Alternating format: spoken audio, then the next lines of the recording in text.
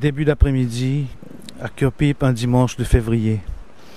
Soleil blanchissant, porte close et toit en tôle cannelée rouge des boutiques à l'angle des rues.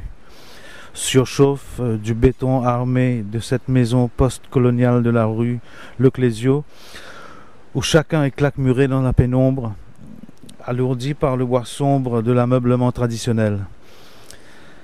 Parviennent de loin en loin quelques cris d'oiseaux. Moiteur de l'air, contenant avec peine les effluves d'une vague menace. Bruit de votre respiration. Autre petit bruit, écho de pas feutrés dans le corridor, grincement du plancher, couinement des portes de placard, amplifié par la hauteur démesurée du plafond et résonnant aux quatre coins de la maison comme les prémices de l'orage à venir. Imprévisible quant au moment où il se déclencherait, mais inéluctable.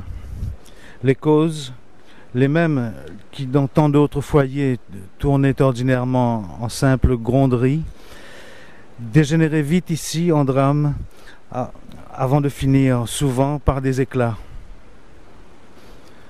Le soir, autour de la table à manger, mine renfrognée, mâchonnant et déglutissant machinalement, le nez dans l'assiette, dans un mutisme général qu'opacifiait encore le regard impassible des quatre ancêtres accrochés au mur dans leur cadre dont la dorure, émiettée par endroits, laissait apparaître un dessous blanchâtre.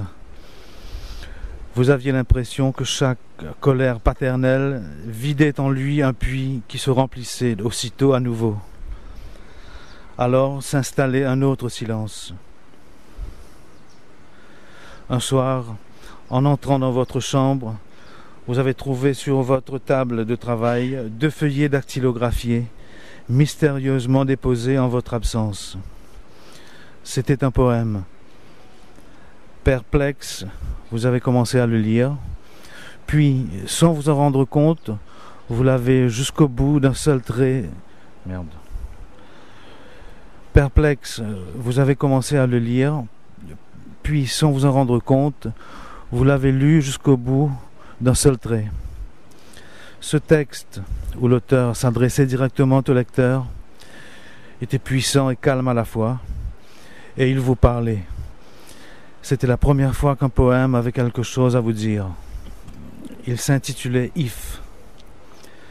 Et le nom de l'auteur, Rudyard Kipling, vous laissait vaguement quelque chose. Il s'intitulait « If ». Et le nom de l'auteur, Rudyard Kipling, vous disait vaguement quelque chose. Qui avait bien pu l'avoir déposé et choisi? Vous n'aviez pas eu à chercher longtemps, malgré les premiers sentiments d'incrédulité. La réponse s'était imposée toute seule, tranquillement, comme une certitude trop longtemps enfouie.